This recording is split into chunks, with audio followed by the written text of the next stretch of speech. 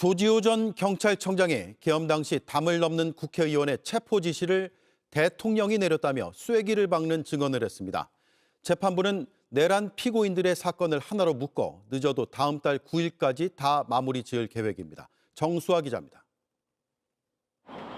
12.3 내란의 밤 경찰이 국회 출입을 통제하자 국회의원들은 담을 넘어 들어갔고 국회 표결로 위헌 위법적인 비상계엄을 막아냈습니다. 윤석열 전 대통령 재판에 출석한 조지호 전 경찰청장은 당시 대통령이 월담하는 의원들의 체포를 지시했다고 증언했습니다. 국회가 이제 담이 워낙 낮고 철골 구조물로 돼 있다 보니까 쉽게 월담이 가능해서 월담하는 사람들이 많아서 월담하는 의원들 불법이니까 체포하라는 그런 말씀이었습니다. 윤 전 대통령이 국회 표결을 막으려 했다는 증언은 재판에서 여러 차례 나왔습니다. 곽종근 전 특수전사령관은 국회의원을 끌어내란 지시가 있었다고 증언했고 윤석열 대통령으로부터 국회의원 끌어내라는 지시를 31분에 받았고 조성현 육군 수도방위 사령부 제1경비단장도 같은 증언을 했습니다. 여기에 조지호 전 경찰청장까지 쐐기를 박은 겁니다. 윤 전 대통령 내란 재판은 다음 달 결심을 앞두고 있습니다. 재판부는 다음 주에 있을 김용현 전 국방부 장관 증인 신문을 끝으로 김 전 장관과 조 전 청장 등 내란 피고인들의 재판을 하나로 합치겠다 밝혔습니다. 늦어도 다음 달 9일까지 결심 공판을 진행해 내란 재판을 마무리 짓겠다는 계획입니다. 이에 따라 내년 2월 같은 날에 윤 전 대통령과 김 전 장관, 조 전 청장 등 내란 피고인들에 대한 선고가 내려질 전망입니다. 한편 내란 특검은 특검법에 따라 군검찰로부터 여인영 전 방첩사령관, 곽종근 전 특수전사령관, 이진우 전 수방사령관의 재판을 넘겨받기로 했습니다. JTBC 정수아입니다.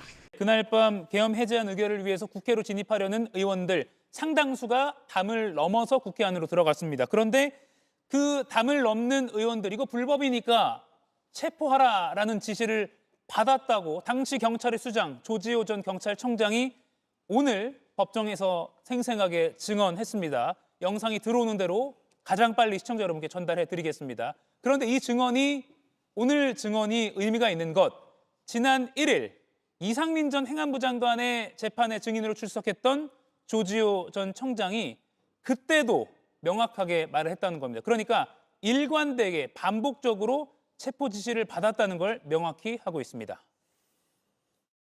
12월 3일 23시 15분경부터 다음날 00시 48분경까지 사이에 윤석열 대통령으로부터 비아폰으로 한 6차례 전화받은 사실이 있습니까? 예, 처음에 국회를 통제를 해라 하길래 제가 법률적인 근거가 없어서 안 됩니다라고 얘기했던 것 같고 그리고 나중에는 월담하고 이런 사람 의원들을 다 잡아라, 체포해라 하는 그런 내용이었습니다.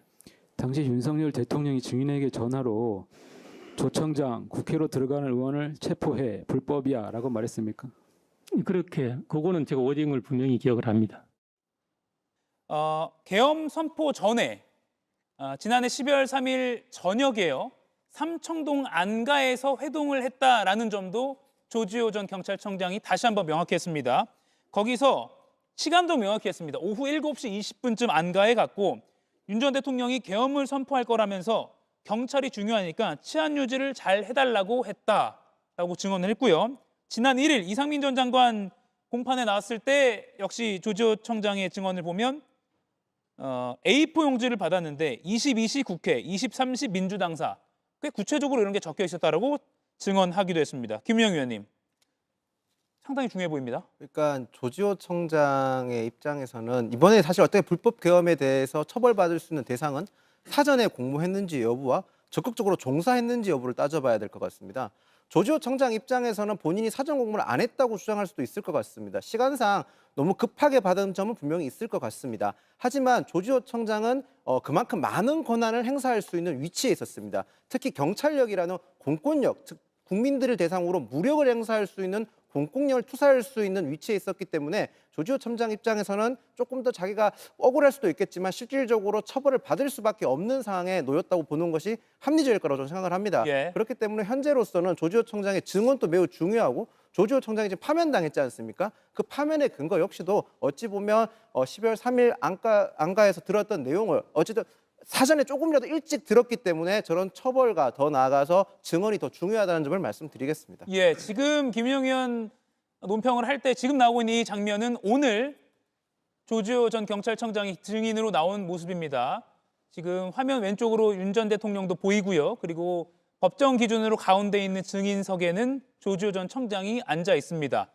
12월 3일 밤 월담하는 의원들 이거 불법이니까 체포하라라고 지시를 했고 지시를 받은 두 당사자가 법정에서 1년여 만에 대면을 한 그런 모습 보고 계십니다. 신유영 의원님. 네. 조지호 전 청장은 뭐 시청자분들도 아시다시피 최근에 이제 만장일치로 탄핵이 됐습니다. 윤 전 대통령 이 내란 사건 재판에 미칠 영향이 적지 않을 것 같아요. 그렇죠. 실제로 뭐 조지호 청장의 입장에서는 파면도 당했기 때문에 그동안의 경찰로서의 그런 공직 삶을 완전히 부정당하는 아주 그런 어떻게 보면은 최악의 상황에 직면을 했고 또한 건강상으로도 혈액암으로 지금 치료를 받는다고 알려져 있지 않습니까? 그렇기 때문에 재판에 나와서 사실 있는 그대로의 가감 없이 얘기를 하는 그런 부분에 있어서의 신뢰성이 있지 않는가라는 생각이 들고요. 특히나 뭐 진술의 일관성뿐만 아니라 오늘 그런 얘기도 했어요. 실제로 조 청장이 그 비상계엄 날에 선포 이전에 김용현 국방부 장관으로부터 비아폰 전화를 받고 나서 사실 계엄 선포 늦어지고 있다라는 이야기를 듣고 그럼 그렇지 이게 되겠냐. 10시에 다음날 10시에 본인한테는 마약 관련 회의가 예정되어 있기 때문에 그게 더 중요하다고 생각했다. 그래서 예. 이 비상계엄은 사실 성립할 수 없고 금방 뭐 유야무야 해지될 것이다라는 그런 생각을 갖고 있었던 것 같아요. 그럼에도 불구하고 윤석열 대통령이 그날 비상계엄에 사전에 이렇게 지시를 하고 포고령을 받고 그리고 경찰 통제에 대한 부분들 그리고 의원들을 체포하라고 했던 부분들 이런 부분에 있어서 결국에는 윤석열의 비상계엄 발표 그리고 지시 이를 통해서 그날의 비상계엄에 있어서의 국회의 해제를 방해하는 행위 그렇기 때문에 국회 기능을 마비시키는 그런 결국에는 수장은 윤석열이었다. 그렇다면 내란 지금 재판에서의 윤석열은 국헌문란과 국회 기능 마비 그렇기 때문에 계몽령이고 일시적으로 경고성이 아니었다라는 것까지 추정해볼 수 있는 부분이기 때문에 오늘의 그런 조지호 청장의 그런 발언은 매우 중요한 단서로서의 재판에서의 그런 구형에도 참고가 되지 않을까라는 생각이 듭니다. 예. 조지호 전 청장 탄핵까지 당한 상황이고 몸도 좋지 않은 상황이라 신영 의원은 조 청장이 쉽게 말해서 거짓 증언을 할 아무런 동의인이 없다라고 평가를 했습니다. 그러니까 조지호 청장이 반복되고 일관된 이 증언은 재판부 입장에서 받아들이기에는 신빙성이 매우 높다고 볼 수 있을 것 같아요. 아무래도 이제 그 세 명의 어떤 보면 핵심적인 어떤 증인이 중요할 것 같습니다. 예. 제가 볼 땐 곽정근 전 사령관, 홍장원 1차장 그리고 조지호 경찰청장 이 세 명인데 크게 봤을 때는 이제 계엄 해제를 하는 데 있어서 방해할 목적으로 국회의원을 못 들어가게 했느냐, 이걸 통제했느냐의 그 부분이 이제 조지호 전 청장인 것 같고요. 또 하나는 정치인들을 국회에서 표결하지 못하도록 물리적 행사를 통해서 끌어내고자 했다는 부분에 대해서 진술을 했던 사람이 곽정근 전 사령관입니다. 그리고 정치인 관련해서 체포 명단 관련해서 그 부분에 얘기했던 게 홍장원 1차장이거든요. 제가 볼 때 이제까지 헌재 재판에서 대통령을 파면하느냐에 마느냐의 어떤 중요한 분기점에서 홍장원 1차장의 진술은 굉장히 오락가락했습니다. 내가 메모를 해가지고 그 명단을 적었는데 왼손으로 소위 말해서 갈겼었는데 밖에서 썼는지 안에서 썼는지 시간과 장소 모든 것들이 어떻게 보면 일관성이 좀 결여됐습니다. 그리고 곽정근 전 사령관도 대통령한테 들은 얘기인지 그리고 또 김용현 전 장관한테 들었는지 처음에는 의원이라고 했다가 유언과 인원이라고 입장이 좀 바뀌기도 했습니다. 그런 과정 속에서 조재원 전 청장 같은 경우는 나름의 일관성을 유지하기 때문에 예. 대통령의 계엄을 선포하는 데 있어서 그게 내란인지 여부를 따질 때 특검이 기존에 말했던 홍장원 1차장과 곽정근 전 사령관보다는 조재호 전 청장의 말에 대해서 좀 더 앞세우고 이 부분에 대해서 많은 의미를 둘 것 같습니다. 예. 계엄 당일 작년 12월 3일 저녁 7시 20분에 삼청동 안가로 불려갔다라는 점도 조지호 전 청장이 오늘 증언대에서 명확히 다시 한번 밝혔고요. 윤 전 대통령이 계엄을 선포할 거니까 경찰이 중요하다, 치안 유지 잘 해달라고 했다라는 말도 했다는 것을 일관되게 진술했습니다.